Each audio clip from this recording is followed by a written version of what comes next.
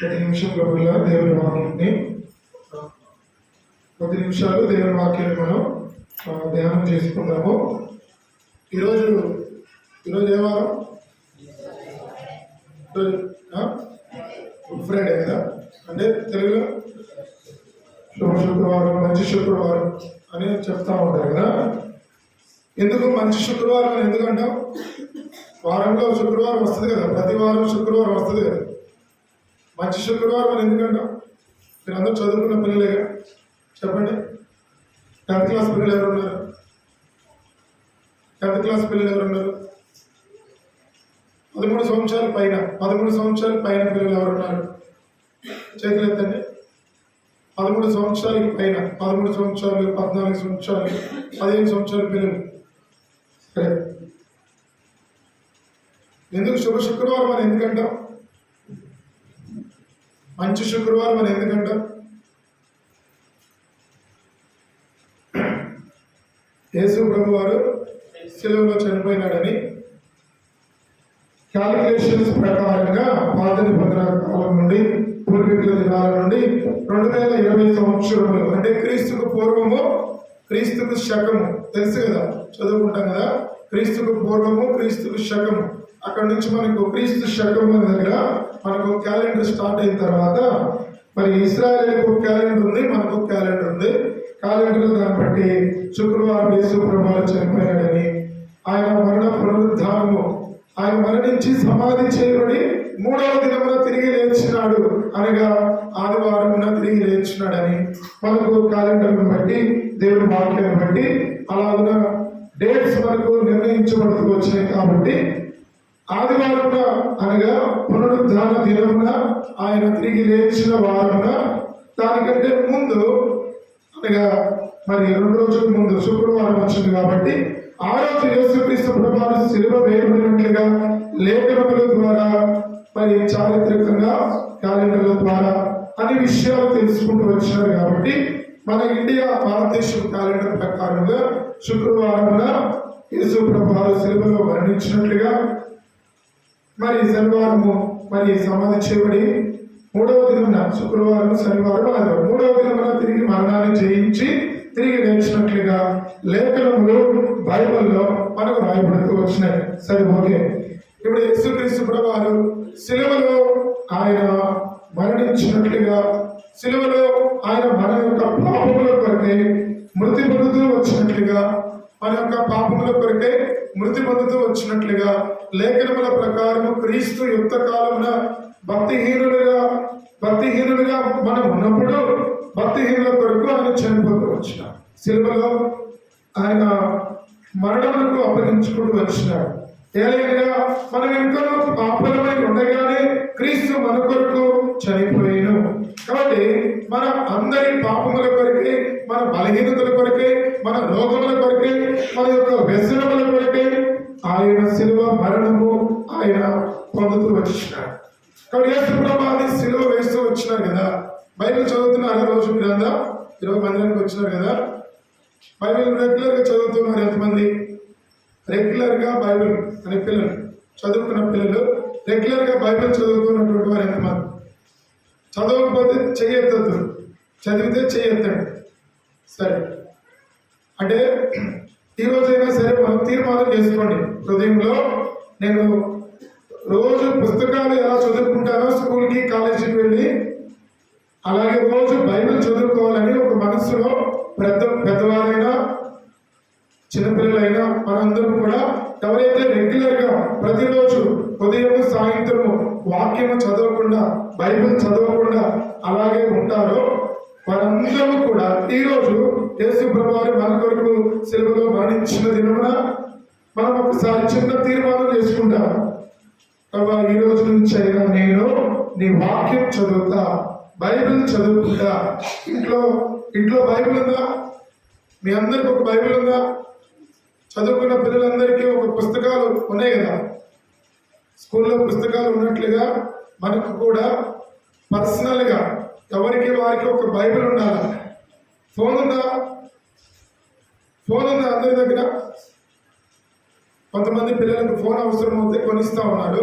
Okay, చదువును బట్టి వాళ్ళకి ఏదైనా ఫోన్లో నేర్చుకోవడం కోసము ఫోన్ కావాలంటే వారికి కొనిస్తా ఉన్నారు తల్లిదండ్రులు. ఆ ఫోన్లో కొంత వారు చదువుకుంటా ఉన్నారు, మంచిదే.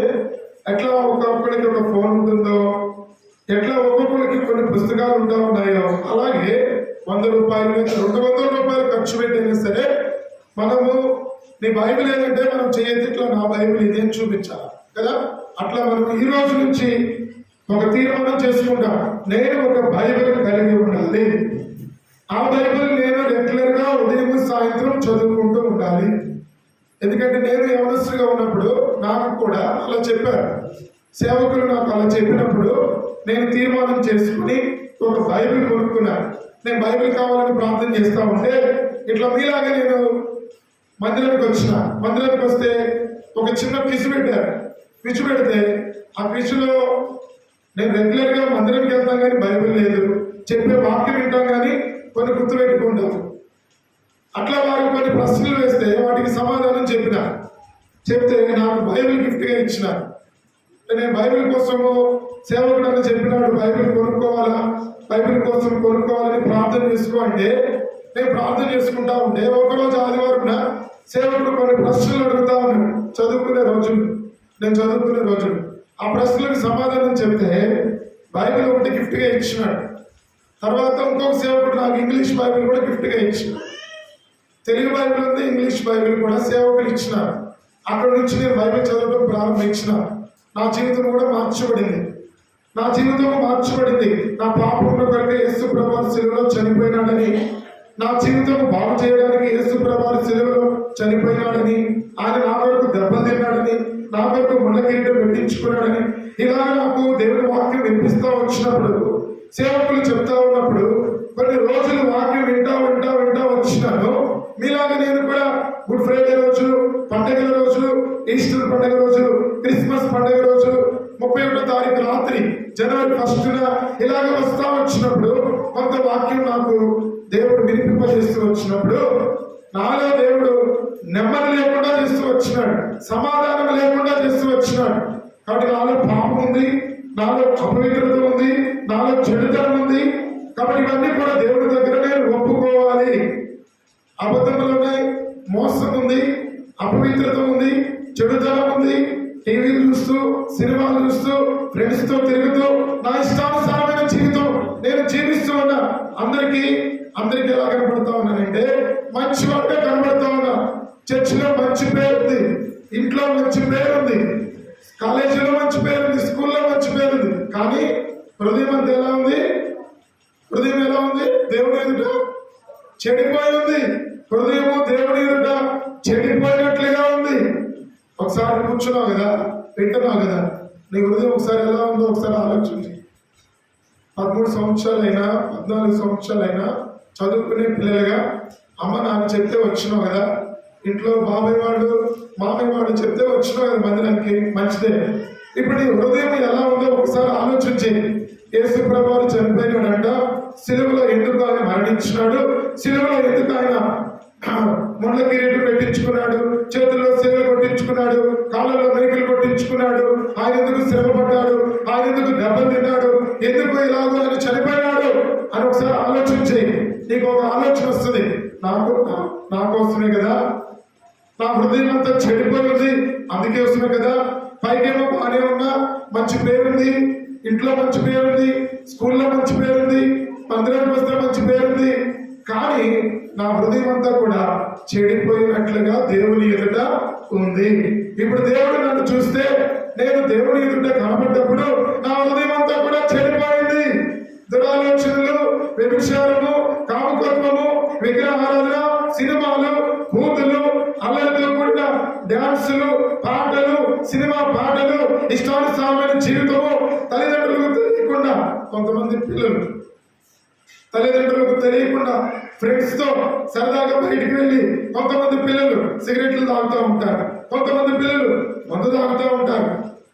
ఇట్లాగా చెడిపోయిన అలవాట్లకు వారు వెళ్ళిపోతా ఉన్నారు. సాతాను మిమ్మల్ని లాక్కొని వెళ్ళిపోతా ఉంది, దేవునికి మిమ్మల్ని దూరం చేస్తుంది, తర్వాత ఇంట్లో ఉన్న తల్లిదండ్రులకు దూరం చేస్తుంది, తర్వాత సంఘంలో ఉన్న సేవకులకు దూరం చేస్తుంది సాతాను. నువ్వు ఒకసారి ఆలోచన చేయ ఈ రోజే ఆలోచన నువ్వు చేయకపోతే, ఆలోచన చేసి ఈ రోజు ఇక్కడే నేను నా ఇష్టానుసారంగా బ్రతుకుతున్నా కాబట్టి నా జీవితంలో సంతోషం లేదు, నెమ్మది లేదు, సమాధానం లేదు, సంతోషమే లేదు, కొంచెం సేపు ఉంటే సంతోషం, ఇంకో కొంచెం సేపు ఉండడం లేదు, పూర్తిగా సంతోషము, శాశ్వతమైన సంతోషము, సమాధానము నాకు కావాలంటే ఈ రోజు మధ్యాహ్నము నేను ఒక్కసారి నా గురించి ఆలోచన చేసుకుంటా.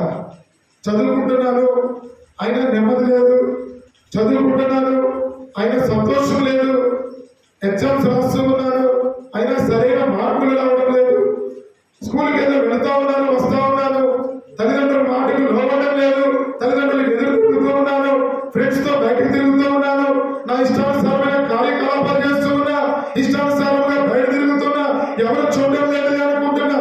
కానీ దేవుడు చూస్తున్నాడు, దేవుడు చూస్తున్నాడు. కాబట్టి దేవుడి నుంచి నేను తప్పించుకోలేను, దేవుడి నుంచి నేను తప్పించుకోలేను, దేవుడి నుంచి తప్పించుకోలేను. అయితే నేనేం చేయాలా? ఈ యొక్క చెడుతనాన్ని బట్టి, ఈ పాపాన్ని బట్టి నష్టం ఉంది. అదేంటంటే మరణం. మరణం మన ఈ లోకంలో మరణిస్తే నిత్య నాశనము, అగ్నిగుండము ఉంది. దేవునిలో రక్షించబడి దేవునికి నీ హృదయాన్ని ఇచ్చి నువ్వు మారు మనసు పొంది నీ పాపమును ఒప్పుకొని నీ పాపమును కలిగే ప్రాయశ్చిత్తం ఉంది. యేసు ప్రభువు యొక్క రక్తంలో నీ పాపములని కూడా కడిగి వేసుకొని ఆయన నా పాపమును క్షమించినాడని నువ్వు నమ్మితే ఎగ్జామ్స్ రాస్తావు కదా, పాస్ అవుతావని నమ్మకం నీకు ఉంటుంది కదా. ఎగ్జామ్స్ రాసి ఇంటికి వస్తావు, నేను పాస్ అవుతానని నమ్మకం నీకు ఉంటుంది కదా. నమ్మకం ఉండదా? ఉండదు. ఆ నమ్మకం ఉండబట్టి ఎగ్జామ్స్ రాసి ఇంటికి వచ్చేస్తాం ధైర్యంగా. తర్వాత రిజల్ట్ కోసం చూస్తాం, నేను కంపల్సరిగా పాస్ అవుతాను ఎందుకంటే నాకు నమ్మకం ఉంది అని. ఎట్లా నువ్వు నమ్మకం ఉంచుతున్నావో యేసు ప్రభువు కూడా నీ పాపాలు క్షమిస్తాడు. ఆయన నీ పాపాలు క్షమించడానికి ఈ లోకానికి వచ్చాడు. ఆయన నీ పాపాలు క్షమించడానికి, నీ యొక్క మంచి ఆరోగ్యం ఇవ్వడానికి, నీకు మంచి సంతోషం ఇవ్వడానికి, నీకు మంచి నెమ్మదిని ఇవ్వడానికి, నిన్ను బాగు చేయడానికి, నిన్ను బాగు చేయడానికి, ఈ లోకంలో ఉన్న దురలవాట్ల నుంచి విడిపించడానికి, ఆ మరణం నుండి తప్పించడానికి, ఆ నరకం అగ్నిగుండం యుగాలు కాలిపోవాల్సిందే. నరకంలో అగ్ని ఆరదు, పురుగు చావదు, యుగాలు కాలిపోవలసిందే. అటువంటి నరకము, అటువంటి అగ్నిగుండములకు వెళ్ళకుండా దేవుడు నిన్ను తప్పించడానికే ఈరోజు మందిరానికి ఇచ్చాడు. దేవుడు ఆ నరకం నుండి తప్పించడానికే ఈ రోజు నిన్ను మందిరానికి తీసుకొచ్చాడు. దేవుని మాటలు వినిపింపజేస్తున్నాడు. నీవు వచ్చే వారం నుండి దేవుని అంగీకరించి, ఈ రోజు దేవుని అంగీకరించి నీ హృదయంలో యేసు ప్రభువుకి స్థానం ఇచ్చి నీ పాపములు ఒప్పుకొని చీకటిలో నుండి వెలుగులోనికి ఆయన నిన్ను తీసుకురావడానికి ఇష్టపడుతూ ఉన్నాడు.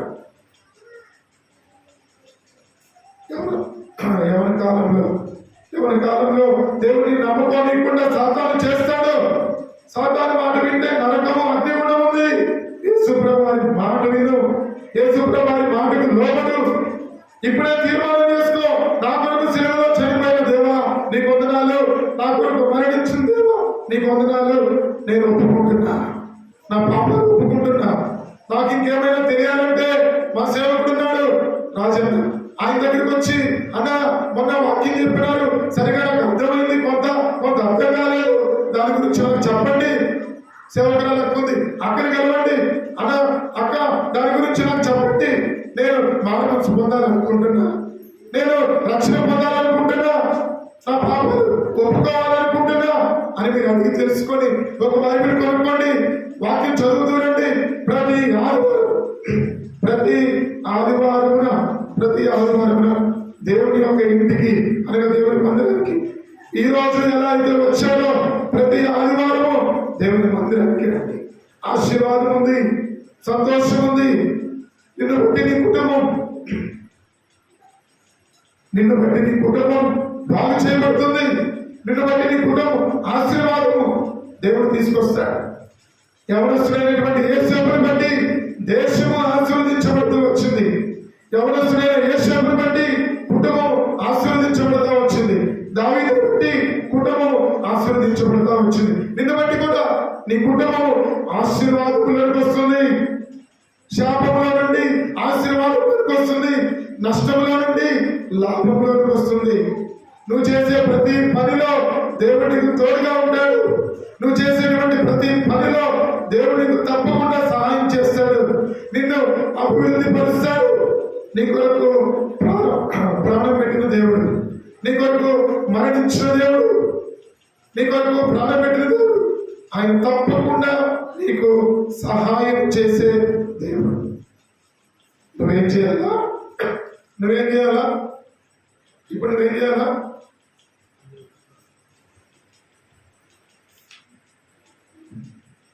దేవుని వాక్యానికి లోబడాలి. నిజమే ప్రభా, నా పాపాలు ఒప్పుకుంటాను, నేను పాపిని అని తెలుసు, ఆయన ఒప్పుకోవడం లేదు. ఈరోజు ఒప్పుకుంటా, నా పాపములు క్షమించండి. నువ్వు మనసులో ప్రార్థన చేసుకో. అదే ప్రార్థన ఇంటికి వెళ్ళి చేసుకో. అదే ప్రార్థన రెగ్యులర్గా చేసుకో. కొన్ని దినాల్లో దేవుడు నీతో మాట్లాడతాడు, తొందరలోనే దేవుడు నీతో మాట్లాడతాడు, నిన్ను దర్శిస్తాడు, దేవుని ఇంటికి తీసుకొస్తాడు, దేవుని సేవకుల ద్వారా నీతో మాట్లాడతాడు. నిన్ను ఆయన ప్రేమిస్తూ ఉన్నాడు, నిన్ను ప్రేమిస్తూ ఉన్నాడు. లోకంలోని తల్లిదండ్రులు నువ్వు తప్పు చేస్తే నిన్ను ప్రేమించట్లా. లోకంలోని తల్లిదండ్రులు, నీ అత్తమామని ఎవరు కూడా నిన్ను ప్రేమించడంలా. నువ్వు తప్పు చేస్తున్నావని, నువ్వు అబద్ధం ఆడుతున్నావని, నువ్వు మోసం చేస్తున్నావని నిన్ను ప్రేమించడం లేదు. కానీ యేసు ప్రభు నిన్ను ప్రేమిస్తున్నాడు. ఆయన ప్రేమకు నేనేం చేయమంటున్నాడంటే, నీ హృదయాన్ని ఆయనకి ఇవ్వమంటున్నాడు. నీ డబ్బులు అవసరం లే, నీ ఇల్లు అవసరం లే, నీ కార్లు అవసరం లే, నీ డబ్బులు అవసరం లే, ఆయనకు నీ హృదయం ఇవ్వమంటున్నాడు. తీర్మానం చేసుకో. అలా నువ్వు ప్రార్థన చేసుకుంటే ఈరోజు రాత్రి దేవుడు నీతో మాట్లాడతాడు. నువ్వు ప్రార్థన చేసుకుంటా ఉంటే దేవుడు నీతో మాట్లాడతాడు. నువ్వు అశ్రద్ధ చేయొద్దు, నువ్వు నిర్లక్ష్యం చేయొద్దు. పెద్దవారైనా చిన్నవారైనా ఎవరైనా సరే దేవుడు నీతో మాట్లాడుతున్నప్పుడు నిర్లక్ష్యం ఉండద్దు, అశ్రద్ధ చేయొద్దు. ప్రార్థన చేసుకుని వచ్చిన మాటలతోనే దేవాలయ పాపిని గ్రహించి, ఆ పాపముల నుండి నా కొరకు మృతి పొందినావు, నా కొరకు శిలువలో రక్తం కార్చినావు, నీ రక్తంలో నా ప్రతి పాపమును కడగండి అని కనుక నువ్వు ప్రార్థన చేసుకుంటే దేవుడు నీతో మాట్లాడతాడు. ప్రతి ఆదివారం దేవుడి మందిరానికి రా, ప్రతి ఆదివారం దేవుడి మందిరానికి రా. దేవుడి సేవకులతో ప్రార్థన చేయించుకో, దేవుడి సేవకులతో మాట్లాడు. నీకున్న సమస్యలన్నీ కూడా దేవుడి సేవకులతో చెప్పు. వారు నీ కోసం ప్రార్థన చేస్తారు. నువ్వు రక్షించబడతావు, నీ కుటుంబం రక్షించబడుతుంది. నిన్ను బట్టి దేవుడు నీ కుటుంబాన్ని ఆశీర్వదిస్తాడు. నీ చదువులో దేవుడు తప్పకుండా నీకు సహాయం చేస్తాడు. నువ్వు చేసే ప్రతి పనిలో దేవుడు నీకు సహాయం చేస్తాడు. నీ వ్యాపారంలో దేవుడు నిన్ను అభివృద్ధి పరుస్తాడు. ఎప్పుడు నీ హృదయాన్ని దేవుడికి ఇచ్చినప్పుడు. కాబట్టి ఆ రీతిగా కొద్ది నిమిషాలు ఆలోచన చేయండి. వాక్యం ముగించే లోపు కొద్ది నిమిషాలు ఆలోచన చేయండి. 10-15 నిమిషాలు ముగించేసుకుంటాం. చూడండి, యేసు ప్రభు శిలువలో ఎన్ని మాటలు పలుకుతూ వచ్చినాడు? 7 మాటలు పలుకుతూ వచ్చినాడు కదా. అవి ఒకసారి చూద్దాం. ఎందుకు యేసు ప్రభు ఆ మాటలు పలుకుతూ వచ్చినాడో చూద్దాం. లోకాసు వార్త 23వ అధ్యాయము, లోకాసు వార్త 23వ అధ్యాయము 34వ వచనం. లోకాసు వార్త 23:34. లోకాసు వార్త 23వ అధ్యాయము 34వ వచనం. ఎవరైనా కూడా చదవండి.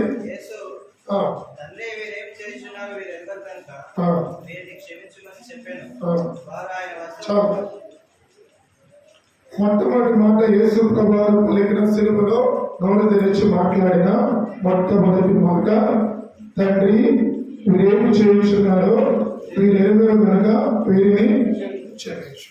యేసు ప్రభువారు అక్కడ యేసు ప్రభువారిని హింసించి ముళ్ళ కిరీటం పెట్టి ఆయనను కొట్టి ఆయనను హింసించి ఆయనను అపహాస్యం ఎగతాళి చేసి అటువంటి పరిస్థితిలో యేసు ప్రభువారి శిలువలో ఆయన వేలాడుతూ ఉన్నప్పుడు ఆయన పలుకుతూ వచ్చిన మొట్టమొదటి మాట, అక్కడ ఉన్నటువంటి వారందరూ ఎవరైతే ఆయనను హింసించినారో ఎవరైతే ఆయనను ఇబ్బంది పెడుతూ వచ్చినారో వారందరినీ కూడా అయ్యా వారు ఏం చేస్తూ ఉన్నారు, వారికి తెలియక చేస్తూ ఉన్నారు, వారిని క్షమించుము అని తండ్రికి చెప్తా ఉన్నాడు యేసుప్రభు. మొట్టమొదటి మాట, మీరేం చేస్తూ ఉన్నారో వీరికి తెలియక చేస్తూ ఉన్నారు. వారికి తెలిస్తే ఆ పని చేయరు. నేనే దేవుడిని తగ్గించుకొని ఈ లోకంలోకి వచ్చిన దేవుడిని నేనే అని వారు కనుక నమ్మి వారి కనుక తెలిస్తే వారి పని చేయరు. వారి తెలియక ఈ పని చేస్తూ ఉన్నారు, వారిని క్షమించుము అని వారిని క్షమించే హృదయాన్ని దేవుడు అనగా యేసుప్రభువు కలిగి ఉన్నాడు. యేసుప్రభువు క్షమాపణ హృదయాన్ని కలిగి ఉన్నాడు. క్షమించే మనసు యేసుప్రభువుకి ఉంది. ఇప్పుడు యేసుప్రభువుకి క్షమించే మనసు ఉంది కదా. మనం ఏం తెలుసుకోవాలి? ఇప్పుడు యేసుప్రభువుకి క్షమించే మనసు ఉంది కాబట్టి ఇప్పుడు మనం ఏమి నేర్చుకోవాలి దాని గురించి? యేసయ్యా నువ్వు క్షమిస్తున్నావు నీకు వందనాలు అంటామా? ఈ శిలువ మరణమును బట్టి, ఈ శిలువ త్యాగమును బట్టి, ఈ శిలువ యొక్క మరణమును ఆధారం చేసుకొని యేసుప్రభువు శిలువలో క్షమాపణ హృదయము క్షమించే మనసు కలిగిన వాడిగా ఆయన ఉన్నాడు కాబట్టి ఆయన నుండి ఈ రోజు నేను ఏం నేర్చుకోవాలా? ఏం నేర్చుకోవాలా? క్షమించే మనసు నేను కూడా కలిగి ఉండాలి. అవునా? యేసుప్రభువుని వెంబడించేటప్పుడు యేసుప్రభువుని మనం వెంబడిస్తూ ఉన్నాం. ఈ లోకంలో యేసుప్రభువుని వెంబడించేటప్పుడు ప్రతి ఒక్కరు కూడా క్షమించే మనసును మనము కలిగి ఉండాలి. క్షమాపణ హృదయాన్ని మనము కలిగి ఉండాలి. ఇంట్లో భార్య భర్తను క్షమించాలి. చిన్న చిన్న పరిస్థితులు వస్తాయి, భర్త భార్యను క్షమించాలి, భార్య భర్తను క్షమించాలి. ఒకరినొకరు క్షమాపణ హృదయం కలిగి ఉండాలి. సంఘంలో విశ్వాసుల మధ్య చిన్న చిన్న పరిస్థితులు వస్తాయి, వారు ఒకరినొకరు క్షమాపణ హృదయం కలిగి ఉండాలి. తల్లిదండ్రులకు కుమారులకు మధ్య, తల్లిదండ్రులకు కుమార్తెలకు మధ్య చిన్న చిన్న భేదాభిప్రాయాలు వచ్చినప్పుడు ఒకరికి ఒకరు క్షమించుకునే మనసును కలిగి ఉండాలి. ఎందుకు? మీరు మనిషిని యొక్క అపరాధములు క్షమించి ఉండేలా దేవుడు కూడా మన అపరాధములను మేము మీ యొక్క మత్తయి సువార్తలో ఉంది. మత్తయి సువార్త 6వ అధ్యాయము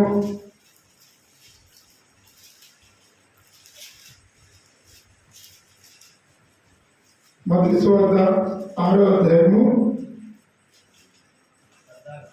14వ వచనం. మనుషుల అపరాధములను మీరు క్షమించిన యెడల మీ పరలోకపు తండ్రి మీ అపరాధములను క్షమించును. కింద ఇంకా మీరు మనుషుల అపరాధములను క్షమింపకపోయిన యెడల మీ తండ్రి మీ అపరాధములను క్షమించడు. కానీ మనం వేరే వారిని క్షమించకపోతే మనలో ఉన్న తప్పులను కూడా దేవుడు క్షమించడు అని క్లియర్ గా రాయబడింది. మనుషుల అపరాధములను మనం క్షమించే మనసు కలిగి ఉండాలి. తగ్గించుకున్నటువంటి జీవితంలో జీవించాలి. యేసుప్రభువు శిలువ మరణం ద్వారా మొట్టమొదటిగా ఆయన నోరు తెరిచి మాట్లాడిన ఆ మాటను బట్టి మనం ఈ రోజు నేర్చుకోవాల్సిన చిన్న ఒక భాగం, చిన్న భాగం అది మనం కలిగి ఉండాలి. ఆయన పరలోకము, ఆయన శిలువలో తండ్రి మీరేం చేయించున్నారు మీరు ఎదురు కనుక వేయించు వారందరినీ క్షమించినాడు. శత్రువులను క్షమిస్తూ ఉన్నాడు, హింసించే వారిని క్షమిస్తూ ఉన్నాడు. మనం కూడా మనకి ఎవరో ఒకరు శత్రువులు ఉంటారు. కొంతమందికి ఇంట్లో తన భార్య శత్రువుగా అనుకుంటారు, తన భర్తే శత్రువుగా అనుకుంటారు, తన పిల్లలే శత్రువులుగా అనుకుంటారు, బంధువులు శత్రువులుగా అనుకుంటారు. ఇట్లాంటి పరిస్థితులలో బైబిల్ పట్టుకున్న మనము, బైబిల్ చదివే మనము, యేసుప్రభువుని వెంబడించే మనము, యేసుప్రభువుని క్షమించినట్లుగా మనము కూడా మనుష్యుల అపరాధములను ఏం చేయాలి? క్షమించేసేయాలి. క్షమించకుండా మనసులో అట్లనే పెట్టుకున్నాం అనుకో ఏమవుతుంది? బ్యాంకులో డబ్బులు ఉంటే ఏమవుతాయి? వడ్డీ ఇస్తారు కదా, ఎవరా ఇస్తారు, ఎంత కొంత వడ్డీ ఇస్తారు. అట్లాగే తప్పులు క్షమించకపోయామనుకో ఏమవుతాయి? అవి కూడా అంతే, తప్పు మీద తప్పు, తప్పు మీద తప్పు చేసుకుంటా పోతాం. ఆ తప్పులకు క్షమాపణ వచ్చే వరకు ఎన్నో తప్పులు పెరిగిపోతా ఉంటాయి. ఏ రోజు తప్పు ఆ రోజే దేవుని దగ్గర క్షమాపణ అడిగేసేయాలి. ఏ రోజు పొరపాటు ఆ రోజే దేవుని దగ్గర అడిగేసేయాలి. ఏ రోజు తప్పు ఎవరితోనైనా ఇట్లా చిన్న చిన్న పరిస్థితులు వస్తే వారిని ఏ రోజుకు ఆ రోజే క్షమించేసేయాలి. మనసులో కక్షలు పెట్టుకోకూడదు, మనసులో భేదాభిప్రాయాలు పెట్టుకోకూడదు, మనసులో అసూయ పెంచుకోకూడదు, మనసులో పగ, ఈర్ష్య, ద్వేషము పెంచుకోకూడదు. క్షమించే మనసు కలిగి ఉండాలి. అట్లా మనం కలిగి ఉంటే, ఆ క్షమించే మనసు కలిగి మనం జీవిస్తే, యేసు ప్రభువారు మన కొరకు సిలువలో ఆయన మరణించిన ఆ యొక్క మరణమునకు, ఆయన మృతి పొందుతూ వచ్చిన, ఆయన అప్పగించుకుంటూ వచ్చిన ఆ మరణమునకు చిన్న విలువ ఉంటుంది. ఏముంటుంది? విలువ ఉంటుంది. మనం చేస్తే అలాగూ ఆ మరణమునకు విలువ ఉంటుంది. మనం అలా చేయకపోతే దేవుడు కూడా మన అపరాధములను క్షమించడు. ఆయన మరణమునకు ఇంకా విలువ ఎక్కడిది? ఆ విలువ మనం చూపిస్తూ ఉన్నాం ఈ లోకంలో. దేవుడు నా యొక్క అపరాధములు, నా పాపములు క్షమించినట్లుగా నేను కూడా మనుషుల యొక్క అపరాధములు నేను ఏది కూడా దోషం పెట్టుకోకుండా, ద్వేషము, పగ, కక్ష పెట్టుకోకుండా క్షమాపణ హృదయమును క్షమించే మనస్సును నేను కలిగి ఉంటాను. ఇది మన తీర్మానం. ఈరోజు మందిరానికి మనకు వచ్చిన తీర్మానం. ఒక్కొక్క మాటకు ఒక్కొక్క తీర్మానం ఉంది. 7 మాటలు, 7 మాటల్లో 7 తీర్మానాలు చేసుకుని మనం ఈరోజు ఇంటికి పోవాలి. 10 నిమిషాల్లో ముగించేసుకుంటాం. 7 తీర్మానాలు అంటే 7 గంటలే చెప్పను, 10 నిమిషాలు అయిపోతుంది. ఎందుకంటే టైం అయిపోతుంది కాబట్టి. కానీ చెప్పేది కాదు, మనం వినేది కాదు, మనం నేర్చుకునేది చాలా ప్రాముఖ్యం. ఎన్నో సంవత్సరాలు దేవుడు వెంబడిస్తూ ఉన్నాం, ఎన్నో సంవత్సరాలుగా బైబిల్ చదువుతూ ఉన్నాం, ఎన్నో సంవత్సరాలుగా ఆరాధన చేస్తూ ఉన్నాం, ఎన్నో సంవత్సరాలుగా యేసు ప్రభావం చనిపోయి సమాజం తిరిగి లేచాం అంటా ఉన్నాం, పోతా ఉన్నాం, వెళ్ళిపోతా ఉన్నాం. ఎక్కడిపోతా ఉన్నామో తెలియదు. ఎక్కడికో పోతా ఉన్నాం, ఏదో నడుస్తా ఉంది, ఏదో ఆచారంగా అలవాటుగా నడుస్తా ఉంది. ఆదివారం వచ్చింది, బైబిల్ పట్టుకుని మందిరానికి రావాలా, బైబిల్ స్టడీ ఉంది, బైబిల్ పట్టుకుని మందిరానికి రావాలా. వస్తున్నాం, ఏం వింటున్నామో తెలియట్లా, ఏం నేర్చుకుంటున్నామో తెలియట్లా, ఎలా జీవిస్తున్నామో తెలియట్లా. జీవిస్తే ఏముంటుంది? మనం జీవిస్తే మనలో ఏముంటుంది? ఫస్ట్ మాట ఏముంటుంది? క్షమించే. అది లేదు అంటే క్షమించే మనసు మనకు లేదు అని మనకు అర్థమవుతుందా? ఒకవేళ అర్థమైతే మనం ఏం చేస్తున్నట్టు? దేవుని వాక్యం వింటున్నా, వదిలేస్తున్నాం. అది మనకు కాదులే అనుకుంటున్నాం. కొంతమంది వాక్యం వింటారు, ఇంటి దగ్గర మా ఆయన ఉన్నాడు, రాలేదు, ఈ వాక్యం ఆయన వింటే బాగుంటుంది అనుకుంటారు. ఆయనకు కాదు, నీకే, మనకే. ఎక్కడ కూర్చున్నా మనకే వాక్యం. అది ఏ మాట అయినా సరే మనమే తీసుకోవాలా. అయితే క్షమించే మనస్సు నేర్చుకున్నామా? నేర్చుకోవడానికి ప్రయత్నం చేస్తున్నామా? ఇంట్లో వారిని క్షమించేదానికి, సంఘంలో ఉన్న వారిని క్షమించేదానికి, మన మీద ఎవరైనా అబద్ధాలు చెప్తే వారిని కూడా క్షమించేదానికి, మన మీద ఎవరైనా నిందేస్తే వారిని కూడా క్షమించేదానికి, ఎవరైనా మన మీద తప్పుడు మాటలు చెప్తే వారిని కూడా క్షమించేదానికి నేర్చుకుంటున్నామా? లేదు. నేర్చుకుంటున్నామా? లేదు. ఎవడో నామే చెప్పింది, ఎవడు నామే చెప్పింది పంచాయతీ పెట్టేస్తాం, పెద్దలు తీసుకొస్తాం, వాళ్ళని తీసుకొస్తాం, ఇక అనరాని పాటలు పడుతూ ఉంటాం కదా. చివరకు అది ఆ మనసు ఎలా ఉండిపోతా ఉందంటే కరుడు కట్టిన కఠినమైన హృదయంగా అది మార్చబడతాం. సింపుల్ గా మనం ఒకటే మాట నేర్చుకుంటాం. యేసు వారు సిలువలో ఆయన మరణించేటప్పుడు క్షమించే మనసు ఆయన కలిగి ఉన్నాడు.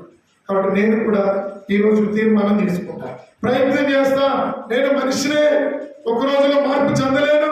చిన్న చిన్నగా నేను మార్చుకుంటా, నా హృదయాన్ని మార్చుకుంటా, క్షమించే హృదయాన్ని నేను కలిగి ఉండాలని తీర్మానం చేసుకుంటా. ప్రతిరోజు గుర్తుపెట్టుకుంటా. వాక్యం చదువుకునేటప్పుడు, పడుకునేటప్పుడు, పొలంలో పని చేసుకునేటప్పుడు, స్కూల్కి పోయేటప్పుడు, ఉద్యోగం చేసేటప్పుడు, ఏదో పని మీద పోయేటప్పుడు, ఏ పరిస్థితిలోనైనా క్షమించే మనసు నేను కలిగి ఉండాలి. ఎందుకంటే నా ప్రభు నన్ను క్షమించాడు, నా ప్రభు లోకమును క్షమించాడు, నా ప్రభు నా పాపమును క్షమించాడు. కాబట్టి నేను కూడా నన్ను హింసించేవారిని, నన్ను నిందించేవారిని, నా మీద చెడ్డ మాటలు చెప్పుకునేటువంటి వారిని నేను క్షమిస్తాను. నేను వారి మీద పగ తీర్చుకోను. పగ తీర్చుట నా పని అంటున్నాడు దేవుడు కదా. ఆయన వదిలిద్దాం. ఈ రోజు నుంచి యేసు ప్రభువుని వదిలేద్దాం. ఎవరితోనైనా ఇంతవరకు మాటలు లేవా? ప్రార్థన చేసి మాట్లాడు. ఎవరితోనైనా ఇంతవరకు ద్వేషం పెంచుకొని జీవిస్తున్నావా? ఆ ద్వేషాన్ని హృదయం నుంచి తీసేయి. ప్రభు యొక్క శిలువ వైపు చూడు. ప్రభు యొక్క శిలువ వైపు చూడు. ఆయన ఎలా మరణించినాడో జ్ఞాపకం చేసుకో. ఎలాంటి జీవితం జీవించినాడో జ్ఞాపకం చేసుకో. ఈ రోజే నీ అత్తమంటే నీకు ద్వేషం ఉందా? నీ మామంటే నీకు ద్వేషం ఉందా? నీ కోడలంటే నీకు మట్టుకు లేదా? నీ బిడ్డలంటే నీకు మట్టుకు లేదా? నీ బంధువులో ద్వేషం ఉందా? తీసేసే. నాకు అవసరమే లేదు. ఆ యేసు ప్రభువు ఉన్నాడు. ఆయన వైపు చూస్తా. ఆయన వైపు చూచి క్షమించే మనసు. స్కూల్లో ఫ్రెండ్స్ ఉన్నారు. క్షమించే మనసు కలిగి ఉంటారు. ఇట్లాగా మనం జీవిస్తే మన జీవితాన్ని బట్టి మరి ఏం చేస్తారు? మార్చబడతారు. మన యొక్క జీవితాన్ని బట్టి మనం క్షమించే మనసు కలిగి ఉంటున్నామని చెప్పి వారు మనల్ని చూస్తూ ఏం చేస్తారంటే, ఒక దినం అన్న తప్పైపోయింది, అక్క తప్పైపోయింది, అత్తమ్మ తప్పైపోయింది, మామయ్య తప్పైపోయింది, కోడల తప్పైపోయింది, మనవడా తప్పైపోయింది, మనవరాల తప్పైపోయింది. ఎవరికి వారు ఒప్పుకుంటారు. ఒప్పుకొని సంతోషంతో జీవిస్తారు. ఆశీర్వాదం వచ్చేస్తుంది. అట్లా ప్రయత్నం చేస్తే ప్రభు మెచ్చుకుంటాడు మనల్ని. ఎవరు మెచ్చుకుంటారు? ప్రభు మెచ్చుకునే విధంగా మనం జీవించాలి.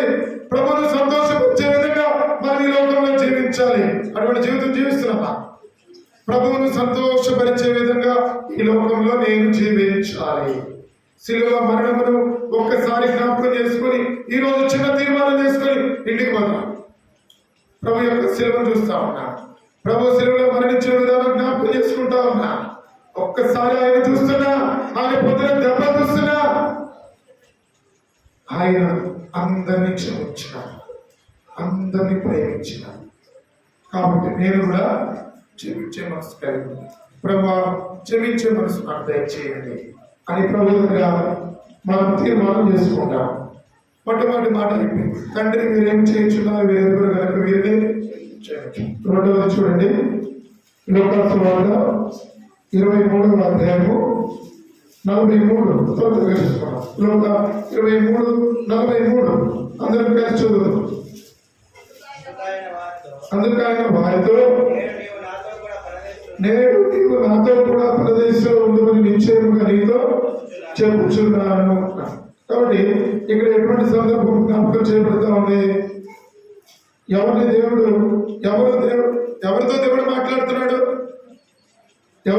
మాట్లాడుతున్నాడు? దేవుడి గురించి మాట్లాడుతున్నాడు.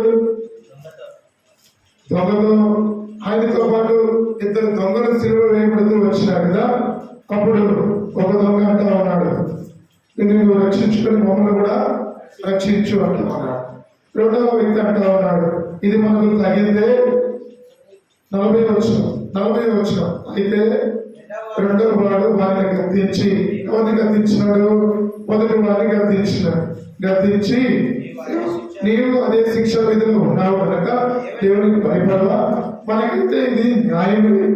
మనం చేసిన వారికి తగిన ఫలము పొందుచున్నాము. కానీ ఈయన ఏ తప్పిదములు చేయలేదని చెప్పి ఆయన చూచి, యేసు నీవు రాజ్యంలోనికి వచ్చినప్పుడు నన్ను, ఆ మాట రెండవ వాడు ఆ మాట పలుకుతూ వచ్చినప్పుడు, అయ్యా నీ రాజ్యంలోనికి వచ్చినప్పుడు నన్ను జ్ఞాపకం చేసుకొని ఆ వ్యక్తి అంటా ఉన్నప్పుడు, తన తప్పు తాను తెలుసుకున్నప్పుడు తన యొక్క పాపములకు ప్రాయశ్చిత్తము ఆయన అంటా ఉన్నాడు. ఇది మనకు తగినదే. మనం చేసిన వాటికి ఫలము, మనం చేసిన వాటికి మనకైతే న్యాయమే. మనం చేసిన వాటికి తగిన ఫలము, మనం చేసిన వాటికి తగిన ఫలం పొందుతూ ఉన్నాము కనుక ఇది మనకు న్యాయమే అని అంటా ఉన్నాడు. అయితే వాడు వెంటనే పశ్చాత్తాపంతో, అయ్యా నేను మరి ఈ రాజ్యంలో, యేసు నీవు నీ రాజ్యంలోనికి వచ్చినప్పుడు నన్ను జ్ఞాపకం చేసుకోవాలి. తన తప్పు తాను తెలుసుకొని పశ్చాత్తాప హృదయంతో యేసు ప్రభువారికి అడుగుతా ఉన్నాడు. వెంటనే యేసు ప్రభువారు ఆయనకు ఒక గొప్ప రక్షణ ఇచ్చినాడు. ఏమన్నాడు యేసుప్రభువు? నేను నీవు నాతో కూడా పరదేశంలో ఉందని నిశ్చయముగా నీతో చెప్పుచున్నాను. నేను రక్షించబడ్డ మనము చనిపోతే పరదేశికి వెళ్తాం. ఎడపోతాం? పరలోకని పోము, పరదేశికి వెళ్తాం. ఫస్ట్ ఏడుంది? జోగు పెట్టుకుంటా ఎక్కడ? పరదేశునికి వెళ్తాం. కాబట్టి యేసు ప్రభువారు ఆ యొక్క వ్యక్తితో నీవు నాతో కూడా పరదేశంలో ఉందువు అని చెప్పేశాడు. అంటే ఆ వ్యక్తికి ఏముంది? ఇప్పుడు రక్షణ ఉంది, రక్షణ వచ్చేసింది. దేవుడు ఆ వ్యక్తిని రక్షించినాడు. మారు మనసు లేకుండా పరదేశికి పోతామా? రక్షణ లేకుండా పరదేశికి పోతామా? పాపములు ఒప్పుకోకుండా పరదేశికి పోతామా? కాబట్టి ఈ వ్యక్తి ఎప్పుడైతే ప్రభా నేను చేసిన దానికి నాకు ఫలం ఇది కరెక్టే అని అనుకొని, అయినా సరే ప్రభా నీ రాజ్యంలోకి వచ్చినప్పుడు అని జ్ఞాపకం చేసుకొని ఆయన ఒప్పుకున్నాడు. తన యొక్క పాపమును ఒప్పుకుంటే యేసు ప్రభు ఏం చేస్తున్నాడు? ఓకే, నీవు నాతో కూడా పరదేశంలో అంటే నువ్వు నాతో కూడా వస్తావు. వెంటనే అతనికి ఏమి ఇచ్చినాడు? రక్షణ ఇచ్చినాడు. రక్షణ అనుగ్రహిస్తూ వచ్చినాడు. రక్షించుకుంటూ వచ్చినాడు. ఆ వ్యక్తిని పోగొట్టుకోలేదు. ఆయన అడిగిన వెంటనే ఆ వ్యక్తిని యేసు ప్రభువు పోగొట్టుకోలేదు, రక్షించుకుంటూ వచ్చినాడు. ఇప్పుడు నీ నా సంగతి ఏంటి? ఎంతమందిని రక్షించినావు? యేసు ప్రభువు అయితే వెంటనే రక్షించుకున్నాడు. నీ నా సంగతి ఏంటి? కుటుంబంలో భర్తకు రక్షణ ఉంటే భార్యకు రక్షణ ఉండడం లే. భార్య భర్తలు ఇద్దరు రక్షణ పొందితే బిడ్డలకు రక్షణ ఉండడం లే. బిడ్డలకు రక్షణ ఉంటే తల్లిదండ్రులకు రక్షణ ఉండడం లే. ఎందుకు అని అంటే ఫస్ట్ మా అన్నయ్య రక్షణ పొందినాడు, మారు మనసు పొందినాడు, ప్రార్థన చేస్తా వచ్చినాడు. నాకు మధ్య మధ్యలో కొన్ని మాటలు చెప్పేవాడు. నువ్వు మారు మనసు పొందు, లేదే నరకానికి పోతావు, లేదే పాపంలో ఉండి చనిపోతే నరకానికి వెళ్ళిపోతావు అని నాకు చెప్తా ఉండేవాడు. యవన కాలంలో ఉన్నప్పుడు చూద్దాంలే అని 19 సంవత్సరాల వరకు యేసు వారి గురించి వింటున్నా. రోజు ప్రార్థనకి వెళ్తా, ఆదివారం ప్రార్థనకి వెళ్తా, చేపలు తీస్తా, మందిరం ఓడిస్తా, ఉపవాస ప్రార్థనలో పాల్గొంటా, మందిరంలోనే ఉంటాను. కానీ రక్షణ లేదు. నా హృదయంలో నేను దేవుణ్ణి అడగలేదు. ప్రభా నేను పాపిని, నా పాపమును క్షమించని నేను దేవుణ్ణి అడగలేదు. అట్లా మా అన్నయ్య రక్షణ పొంది ప్రార్థన చేస్తా ఉన్నాడు, సేవకులు ప్రార్థన చేస్తా ఉన్నాడు, విశ్వాసులు ప్రార్థన చేస్తా ఉన్నాడు. ఒక దినం వచ్చింది నేను తప్పించుకోలేదు. నేను తప్పించుకోలేకపోయినా 2005 ఆగస్టు 15వ తారీఖున సాయంకాలం వేళ మీటింగ్ లో దేవుడు నాతో మాట్లాడుతూ ఉన్నాడు. చనిపోతే ఎక్కడికి పోతావు? దేవుడు సేవకుని ద్వారా మాట్లాడుతూ ఉన్నాడు. నేను ముందుకు వెనక చూస్తా ఉన్నా, నా కోసమే దేవుడు మాట్లాడుతున్నాడా అని వాక్యం చెప్తున్నప్పుడు నేను గ్రహించి ఆలోచన చేసి హృదయంలో తీర్మానం చేసుకున్నా. ప్రభా ఇంతవరకు సినిమాలు చూసినా, చెడుతనం జీవించిన, అభివృద్ధి కార్యాలు చేసిన, ఇష్టానుసారంగా జీవించిన, తల్లిదండ్రులకు సరైన విధానంలో లోపాలే, మందిరానికి వెళ్తున్నాను కానీ మంచి పేరుంది, కానీ ఆ హృదయం అంతా చెడిపోయింది. నన్ను బాగు చేసే దేవుడు నేనేనా? దేవుడు అంటా ఉన్నాడు, నిలువెచ్చని స్థితిలో ఉన్నావు, అటు లోకము ఇటు దేవుడు, రెండు వైపులా జీవిస్తున్నావు, నిలువెచ్చని స్థితిలో ఉన్నావు, చనిపోతే నరకానికి పోతావు. వెంటనే ప్రభు దగ్గర క్షమాపణ కోరు. ప్రభు నా పాపం క్షమించండి. దేవుడు నా పాపం క్షమించినాడు, నాకు మంచి రక్షణ అనుగ్రహించినాడు, నెమ్మది, సంతోషం, సమాధానం అనుగ్రహించినాడు. ఇదంతా ఎందుకు చెప్పినానండి?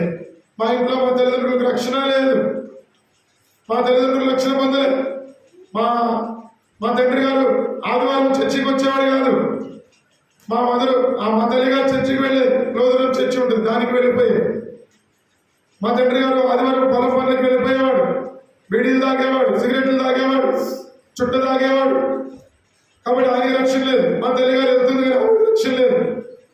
తల్లిదండ్రులు రక్షణ పొందకుండా మా బ్రదర్ రక్షణ పొందుతూ వచ్చినాడు, ప్రార్థన చేస్తా ఉన్నాడు, కన్నీరు గారుస్తా ఉన్నాడు కుటుంబం కొరకు. తర్వాత దేవుడు నన్ను లాగినాడు, దేవుడు నన్ను పట్టుకున్నాడు, నాతో మాట్లాడుతూ ఉన్నాడు. ఎప్పుడైతే నన్ను దర్శించినాడో దేవుడు, నేను ఒప్పుకొని నా పాపములన్నీ కూడా దేవుడి దగ్గర క్షమాపణ పొందుతూ వచ్చినాడు. ఎప్పుడైతే ఆ దొంగవలి నేను కూడా అడుగుతూ వచ్చినానో దేవుడు వెంటనే నాతో నీ ఇంటికి రక్షణ వచ్చింది. తర్వాత మా తల్లి గారు రక్షణ పొందుతూ వచ్చింది, బాప్తిసం తీసుకుంటూ వచ్చింది. తర్వాత మా తండ్రి గారు రక్షణ పొందుతూ వచ్చినాడు, బాప్తిసంలో సాక్ష్యం ఇస్తూ వచ్చినాడు.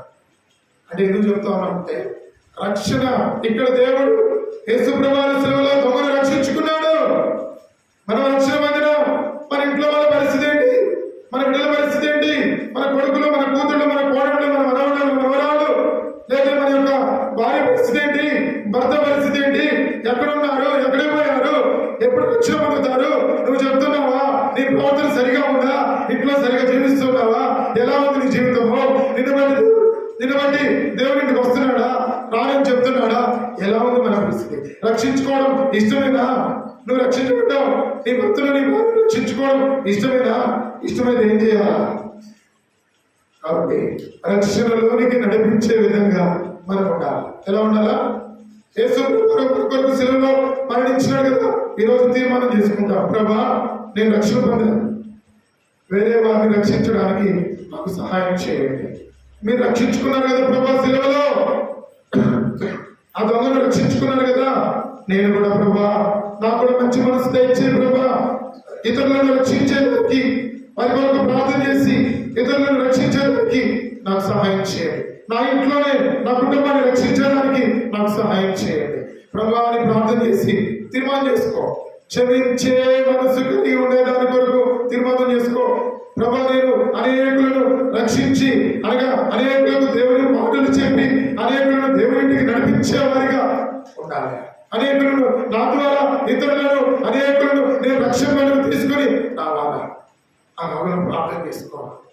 ప్రభు యొక్క శిలువ దినము, ఆ శిలువ వైపు చూడు, ప్రభు దగ్గర తీర్మానం చేసుకో. దేవుడు తప్పకుండా సహాయం చేస్తాడు. మూడవదిగా యోహాను సువార్త 19వ అధ్యాయం, యోహాను సువార్త 19వ అధ్యాయం 26, యోహాను సువార్త 19వ అధ్యాయం 26వ వచనం. యేసు తన తల్లి తాను ప్రేమించిన శిష్యుల దగ్గర నిల్చుండ చూసి, అమ్మా ఇదిగో నీ కుమారుడని తన తల్లితో చెప్పాను. తర్వాత శిష్యుని చూచి, ఇదిగో నీ తల్లి అని చెప్పాను. ఆ గడియ నుండి ఆ శిష్యుడు ఆమెను తన ఇంట చేర్చుకునేను. ఆమెను తన ఇంట చేర్చుకుని ఎవరు చేర్చుకున్నాడు? యేసు ప్రభువు శిలువలో మరణిస్తా ఉన్నప్పుడు యేసు ప్రభువు మూడవసారి పలికిన మాటలో ఆయన ఎవరి వైపు చూచి మాట పలుకుతూ ఉన్నాడు? ఎవరి వైపు చూచి? తాను ప్రేమించిన యేసు తన తల్లియు తను ప్రేమించిన శిష్యుడును దగ్గర నిలిచిండు చూచి, అమ్మగా ఇదిగో నీ కుమారుడు అని తన తల్లితో చెప్పాను. ఇక్కడ మరి బాధ్యత అనేటువంటిది కనబడతాం. బాధ్యత, ఆయన వ్యక్తిగత బాధ్యత అక్కడ కనబడుతూ ఉంది. అమ్మ నేను వెళ్ళిపోయినప్పుడు నువ్వు ఒంటరిగా ఉండేదానికి అవకాశమే లేదు. ఎందుకు అని అంటే ఇదిగో నీ కుమారుడు ఆ శిష్యుడితో అనగా సహోదరుడితో, అయ్యా ఇదిగో నీ తల్లి. ఆ దినము ఆగడి నుండి వారిద్దరు, ఆ శిష్యుడు ఆమెను ఇంట్లో చేర్చుకున్నాడు, ఆ సహోదరుడు కాదు. అమ్మ ఇదిగో నీ కుమారుడు అప్పగించేసినాడు. ఆమె బాధ్యత ఆయనకు అప్పగించేసి యేసు ప్రభువు శిలువలో మరణించడానికి అప్పగించుకుంటూ వచ్చినాడు. బాధ్యత, యేసు ప్రభువుకి బాధ్యత ఉంది కదా. ఇప్పుడు మనకు కూడా ఏముండాలా? బాధ్యత ఉండాలి. ఏ బాధ్యత ఉండాలా? ఏ బాధ్యత ఉండాలా? అంటే మనం ఇందాక చెప్పుకున్నది ఆత్మల భారం ఉండాలా, బాధ్యత ఉండాలా, మినిమం బాధ్యత. ఈ బాధ్యతలు చాలా ఉన్నాయి బాధ్యతలు. వాక్యం చదివేది బాధ్యత అంటే ఇంగ్లీష్లో రెస్పాన్సిబిలిటీ అంటాం కదా. రెస్పాన్సిబిలిటీ, వాక్యం చదివేది మన రెస్పాన్సిబిలిటీ, ప్రార్థన చేసుకునేది మన రెస్పాన్సిబిలిటీ. వ్యక్తిగతంగా ఇవన్నీ మన బాధ్యతలు. వాక్యం చదువుకోవాలా, ప్రార్థన చేసుకోవాలా, ఇతరుల గురించి ప్రార్థన చేయాలా, ఇతరులకు దేవుని మాటలు చెప్పాలా, కుటుంబంలో బాధ్యతగా ఉండాలా. ఇక్కడ కుటుంబం దగ్గరికి వచ్చేసరికి మనకు అర్థమయ్యేది ఏంటంటే అక్కడ కూడా యేసు ప్రభువు కుటుంబం గురించే చెప్తూ వచ్చినాడు. అక్కడ కూడా యేసు ప్రభువు కుటుంబ బాధ్యతలు గుర్తు చేసినట్లుగా కనబడతా ఉంది. మనం ఉన్నాం కదా, మనకందరికి కుటుంబం ఉంది. కుటుంబ విషయంలో ఎంతవరకు బాధ్యత కలిగి ఉంటా ఉన్నా? కుటుంబ విషయంలో ఎంతవరకు, ఒకవేళ స్కూల్కి వెళ్ళే పిల్లలు, 9th 10th చదువుకునే పిల్లలు, ఎంతవరకు మనం బాధ్యత కలిగి ఉన్నాం ఇంట్లో? భర్తలు అయితే ఎంతవరకు బాధ్యత కలిగి ఉంటా ఉన్నాం పిల్లల పట్ల, తల్లిదండ్రులు పిల్లల పట్ల, పిల్లలు తల్లిదండ్రుల పట్ల, పెద్దవారు కుమారుడు కుమార్తెల పట్ల ఎంతవరకు బాధ్యతలు కలిగి ఉంటా ఉన్నాం. నాకెందుకులే వదిలేస్తున్నాం, ఎంతో అజాగ్రత్తగా ఉంటా ఉన్నాం. ఎటువంటి బాధ్యతలు మనం కలిగి ఉంటా ఉన్నాం. పిల్లోడు మన కళ్ళ ముందే పిల్లోడు చెడిపోతా ఉంటున్నాడు, చూస్తూనే ఉంటాం. మన కళ్ళ ముందే మన భర్త బయటకు పోతా ఉంటాడు, మందిరానికి రాడు, చూస్తూనే ఉంటాం. మనం వాక్యం చదవం, ప్రార్థన చేయం, వాళ్ళకి కూడా చెప్పం.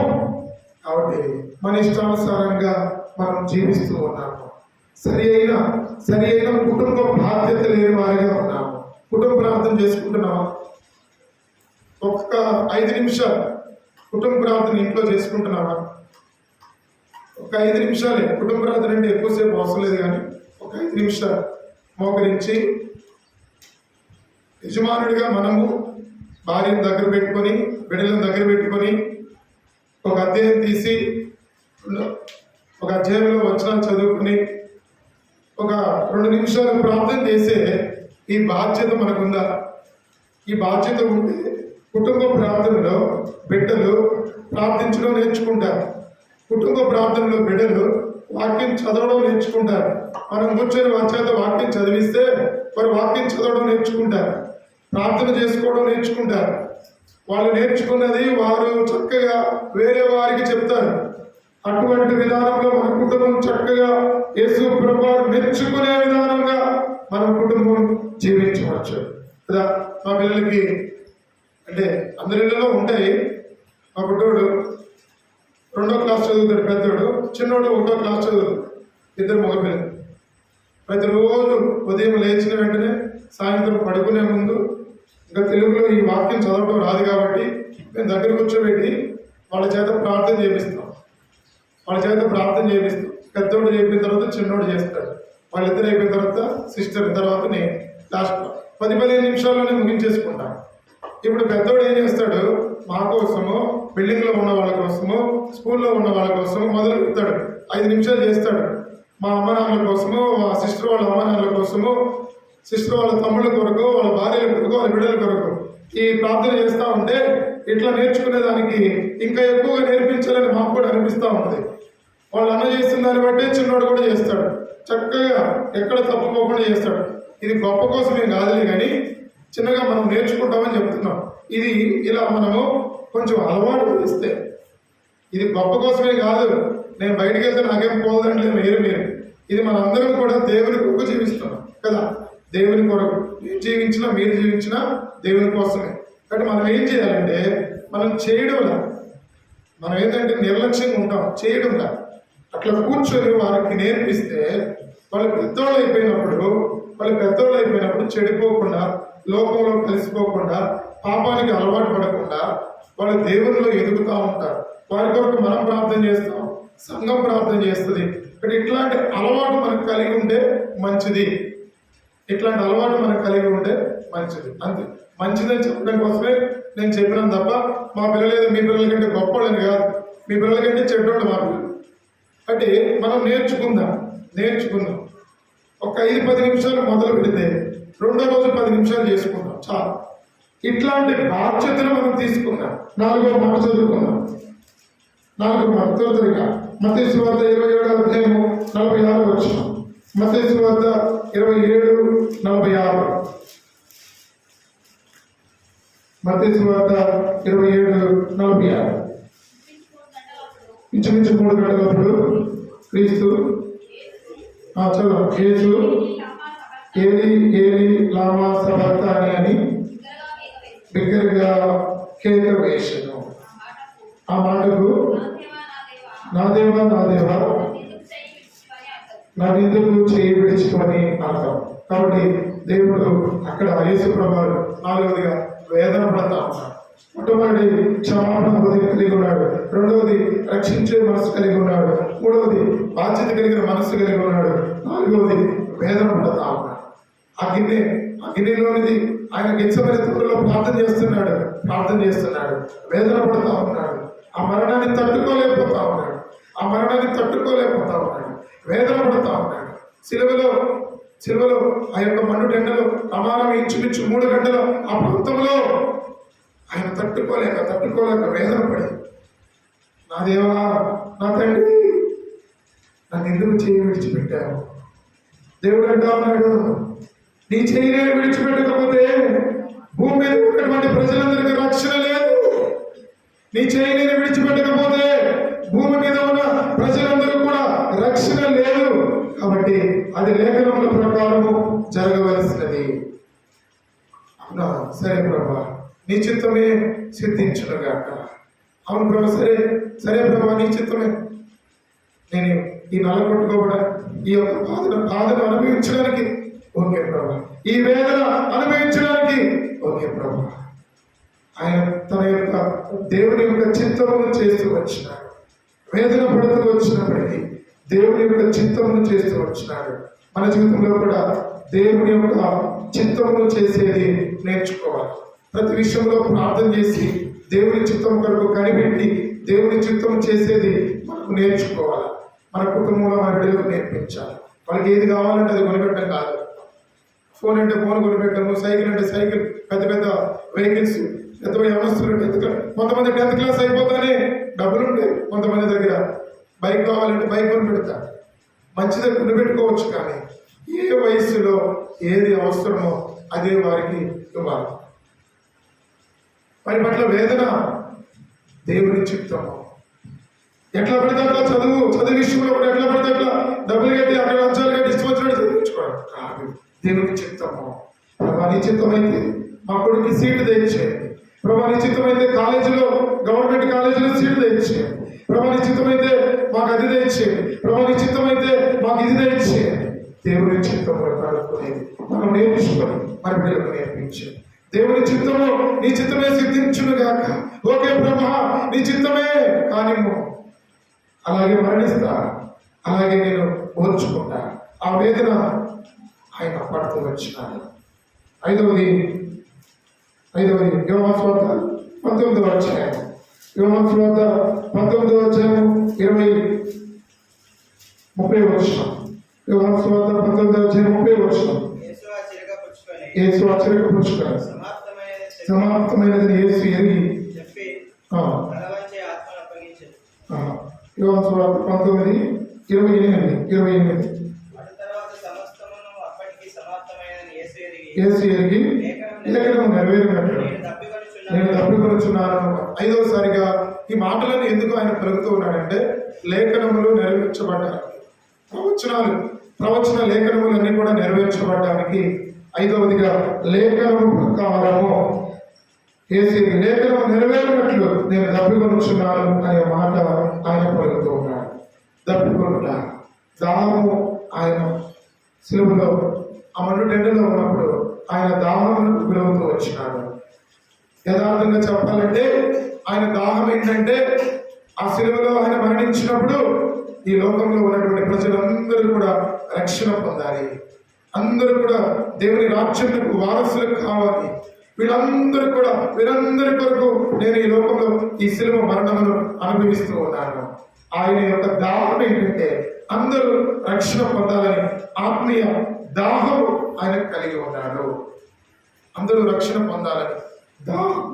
యేసు ప్రభువు ఆ దాహమును కలిగి ఉన్నాడు. లేఖనముల ప్రకారము ఆయన అటువంటి దాహము, భౌతికంగా దాహము కలిగినట్లుగా ఆయన మాట్లాడిన మాట ఆత్మీయంగా అనేకులు రక్షణ పొందినట్లుగా అనేకుల కొరకైన దాహము ఆయన కలిగి ఉన్నాడు. నేను కూడా యేసు ప్రభువు యొక్క దాహము తెచ్చగలుగుతూ ఉన్నాను. నేను కూడా యేసు ప్రభువు యొక్క దాహము తీర్చగలిగే కుటుంబంగా, యేసు ప్రభువు యొక్క దాహమును తీర్చగలిగే సంఘంగా, యేసు ప్రభువు యొక్క దాహమును తీర్చగలిగే వ్యక్తిగా నేను ఉన్నామా? ఉండాలా? యేసు ప్రభువు దాహము ఏంటో కనుక్కోవాలా? ఆయన దాహము తీర్చే వ్యక్తిగా మనం ఉండాలి. కుటుంబంగా, సంఘంగా అలా ఉంటూ ఉంటే దేవుని ఆశీర్వాదము. చివరిగా అదే 30 వచనము. యేసు ఆశ్చర్యపుచ్చుకొని సమాప్తమైనది జీవితంలో వచ్చి ఆత్మను అప్పగించారు. సమాప్తమైనది అంటే ఇక్కడ విజయము కనబడతా ఉంది. ఆరవదిగా ఇక్కడ యేసు ప్రభువారి యొక్క మరణములకు విజయం కనబడతా ఉంది. ఏంటి ఆ విజయం అంటే, లేఖనముల ప్రకారం ఆయన మరణమును పొందడం, మరణించాలి, శిలువలో మరణించాలి. కాబట్టి ఆ యొక్క మరణానికి ముందు ఎలాంటి శ్రమలు హింసలు పొందుతూ వచ్చినాడో అవన్నీ నెరవేర్చుకుంటూ ఆ యొక్క కపాల స్థలం అనేటువంటి కొండ దగ్గరకు వచ్చి శిలువను ఆయన వేస్తూ వచ్చినప్పుడు, ఆయన శిలువలో ఆయన అప్పగించుకుంటూ వచ్చినప్పుడు, తలకు ముళ్ళ కిరీటము, చేతులకు మేకులు, కాళ్ళకు శిలువ మేకులు కొడుతూ వచ్చినప్పుడు, ప్రక్కలో ఇవన్నీ కూడా ఆయన అనుభవిస్తూ వచ్చినప్పుడు ఇవన్నీ జరుగుతూ వచ్చినాయి. రాత్రి 16 గంటలలో ఉన్న లేఖలన్నీ కూడా నెరవేర్చబడినట్లు అన్ని జరుగుతూ వచ్చినాయి. కాబట్టి ఆయన వచ్చిన కార్యము సమాప్తమైపోయింది. ఆయన వచ్చిన పని సంపూర్తిగా జరిగింది. అప్పుడు ఆయన సమాప్తమైనది అని చెప్పినాడు. అంటే అక్కడ వరకు ఏమి చేయాలో అన్ని కూడా యేసు ప్రభువు చేస్తూ వచ్చినాడు. ఎక్కడ కూడా ఆయన మిగిల్చలేదు. సమాప్తమైనది అని ఆయన నెరవేరుస్తూ వచ్చినాడు. దేవుని చిత్తము సంపూర్ణంగా అక్కడ నెరవేరుస్తూ వచ్చినాడు. ఆ మాట చెప్పిన తర్వాత చివరిగా అక్కడ మరణం మీద విజయమును ఆయన పొందుతూ వచ్చినాడు. ఎప్పుడైతే సమాప్తం అయిపోయింది, ప్రభావం చెప్పిన పనంతా కూడా కంప్లీట్ అయిపోయింది. అప్పుడు ఆయన మరణం మీద ఆయనకు విజయం వచ్చింది. విజయశీలుడిగా మరణమును మృంగివేసేసాడు. ఆ చేతిన చెరుకును త్రాగివేశాడు. సమాప్తమైపోయింది. తర్వాత ఏడవ మాటగా లూకాసు వార్త 23:46 అందరూ కలిసి ఈ మాట చదువుకుని మోకరించి ప్రార్థన చేసుకుంటారు. లూకాసు వార్త 23:46 అందరూ కలిసి ఈ మాట చదువుకుంటారు. అప్పుడు యేసు లూకాసు వార్త 23:46 అప్పుడు యేసు గొప్ప శబ్దంతో కేక వేసి, తండ్రి వీరేం చేయించున్నారు, తండ్రి నీ చేతికి నా ఆత్మను అప్పగించుకొనుచున్నాను. ఎప్పుడైతే ఆయన శిలువలో కార్యము సమాప్తమైందో వెంటనే ఆయనలో ఉన్న ఆత్మను దేవునికి అప్పగించేసేసాడు. కాబట్టి ఇక్కడ ఆయన సమర్పణ ఏంటంటే ఆత్మను తండ్రికి అప్పగించేశాడు. అదే ఆయన సమర్పణ. ఈ లోకంలో జీవించాడు, 33 సంవత్సరాలు జీవించాడు. శిలువ మరణము పొందేంత వరకు కూడా ఎన్ని నెరవేర్చాలని నెరవేర్చుకుంటూ వచ్చేసి ఈ ఆత్మను దేవుడు ఎలా ఇచ్చినాడో అలా దేవునికి అప్పగించేశాడు. సమర్పణ. ఆయన గొప్ప సమర్పణతో ఈ భూమి మీదకి వచ్చాడు. గొప్ప సమర్పణతో ఈ భూమి మీదకి వచ్చి ఆయన తన ఆత్మను సమర్పించేసుకున్నాడు. మరి మన పరిస్థితి ఏంటి? శిలువ మరణమును జ్ఞాపకం చేసుకుంటూ ఉన్న మనము, శిలువను చూస్తూ ఉన్న మనము, శిలువ పైన యేసు ప్రభువారి యొక్క ముండ్ల కిరీటం చూస్తూ ఉన్న మనము, గాయాలు చూస్తూ ఉన్న మనము, మరలా ఆయనను శిలువ వేస్తూనే ఉన్నాము. మన ప్రవర్తన ద్వారా, మన క్రియల ద్వారా, మన తలంపుల ద్వారా, మన ఆలోచన ద్వారా, మన నడవడిక ద్వారా, మన మూర్ఖత్వం ద్వారా, మన అవిధేయత ద్వారా, మన చెడుతనం ద్వారా, మన వ్యభిచారం ద్వారా, మన జాగ్రత్తల ద్వారా, మన దొంగతనం ద్వారా, మన విచ్చలవిడితనం ద్వారా ఆయనను మరలా శిలువ వేస్తూనే ఉన్నాం. ఆయన గాయాలను వేలు పెట్టి చూస్తూనే ఉన్నాము. మార్చుకుందామా? మన బ్రతుకు మార్చుకుందామా? సమర్పించుకుందామా? కాళ్ళు చేతులేలా నీ సేవకే ప్రభా సమర్పించుకుందామా? ప్రభా ఈ లోకంలో నన్ను నీ ఉంచింది నీ పని చేయడం వరకే ప్రభా సమర్పించుకుందామా? ఈ లోకంలో రక్షించుకుంది అనేకుల రక్షణార్థమై నన్ను ఈ లోకంలో ఇంకనూ అనేకులు ఈ లోకంలో మరణిస్తున్నారు. నన్నైతే ఈ భూమి మీద శాశ్వతంగా ఉంచుతూ వస్తూ ఉన్నావు, సజీవునిగా ఉంచుతూ వస్తున్నావు. నా సమర్పణ ఏంటి ప్రభా? అనేకులు సమర్పించుకుంటున్నారు కదా, నా సమర్పణ ఏంటి ప్రభా? యేసు ప్రభువారి కొరకు నువ్వేం సమర్పించుకుంటున్నావు? నీ నోరా, నీ హృదయం, నీ చేతుల, నీ కాళ్ళ, నీ దేహము ఏమి సమర్పించుకుంటున్నావు? ఏమి సమర్పణ జీవితంతో జీవించాలని తీర్మానం చేసుకుంటున్నావు. ప్రభా, ఇక్కడ మొదలుకొని ఇంకా నా జీవితంలో జీవించినంత కాలం నా హృదయమాన నిన్ను వెంబడిస్తాను. తప్పిపోకుండా నీ మార్గంలో ఉంటాను, పడిపోకుండా నీ మార్గంలో ఉంచాను. నా గొప్ప సమర్పణ జీవితంతో నా యొక్క దేహమును నీకు సమర్పించుకుంటా, నా శరీర సంబంధమైన కోరికలను నీకు సమర్పించుకుంటా. ప్రభు, నాలో జీవించే చెడిపోయిన జీవితమును నీకు సమర్పించుకుంటా, నాలో అవిధేయతలు నీకు సమర్పించుకుంటా. అన్ని ప్రభు నీ దగ్గర సమర్పించుకుంటా. నన్ను బాగు చేయి, నన్ను బాగు చేయి. నా సమర్పణ ద్వారా అనేకులు రక్షించబడదు. నా సమర్పణ ద్వారా అనేకులు దేవుడింటికి రావాలా. నా సమర్పణ ద్వారా అనేక కుటుంబాలు ఆశీర్వాదంలోనికి రావాలా. నా సమర్పణ ద్వారా నా కొడుకు, నా కూతురు, నా బిడ్డలు, నా కుటుంబము దేవుని ఇంటిలో పాటలు పాడి ఆరాధించాలా. ఇటువంటి సమర్పణపై మోకరించండి, ప్రార్థన చేసుకుంటాం. మోకరించండి, ప్రార్థన చేసుకుందాం. ఒక నిమిషం మౌనంగా తీర్మానం చేసుకుందాం. అయ్యా, స్కూల్లో చదువుతూ ఉన్నటువంటి మన బిడ్డ, నువ్వు ఎటువంటి సమర్పణ చేసుకుంటున్నా, నువ్వు ఎటువంటి సమర్పించాలనుకుంటున్నా, నీ హృదయాన్ని యేసు ప్రభువుకి సమర్పించు. అమ్మా, ఇంకా పెద్దవారు ఇంకా ఎవరైనా రక్షణ పొందక